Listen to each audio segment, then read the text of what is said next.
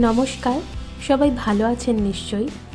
২৯ তারিখ আমরা রওনা দিয়েছিলাম উড়িষ্যা রাজ্যের অন্তর্গত দাগারা সমুদ্র সৈকতের উদ্দেশ্যে।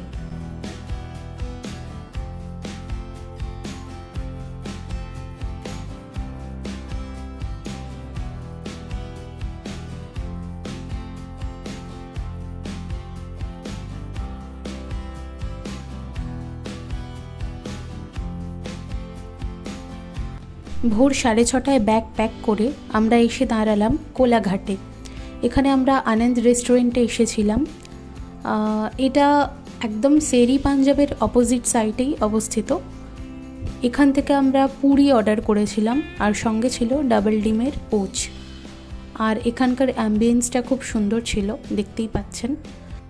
যথারীতি আমাদের খাবারটা চলে আসে এবং খাবার শেষ করে আবার আমরা রওনা দিই আমাদের গন্তব্যে।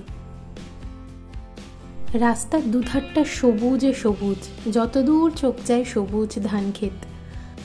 কলকাতা, কোলাঘাট, খড়গপুর এবং জলেশ্বর হয়ে আমরা পৌঁছে যাই উড়িষ্যা রাজ্যের দাগারা সমুদ্র সৈকতে। রাস্তায় যেতে যেতে আপনারা পাবেন সুবর্ণরেখা নদী। নিচ দিয়ে বয়ে যাচ্ছে সুবর্ণরেখা নদী, আর উপর দিয়ে ব্রিজ। এই ব্রিজটা ক্রস করলেই আমরা আমাদের গন্তব্যে পৌঁছে যাব। প্রায় দুপুর ১টা থেকে ১:৩০ নাগাদ আমরা পৌঁছাই হোটেলে। আমরা উঠেছিলাম হোটেল লক্ষ্মীতে।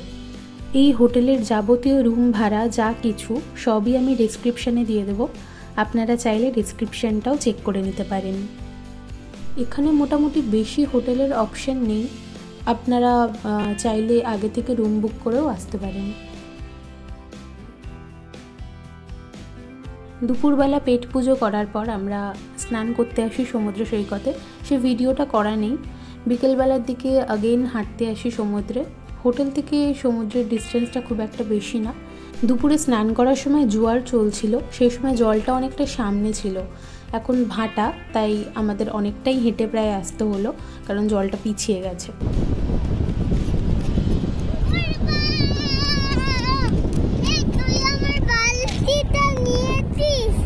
এবার বলি কেন আসবেন দাগারা সি বিচে। প্রথমত, কলকাতা থেকে খুবই কম ডিস্টেন্সে অবস্থিত এই সি বিচ।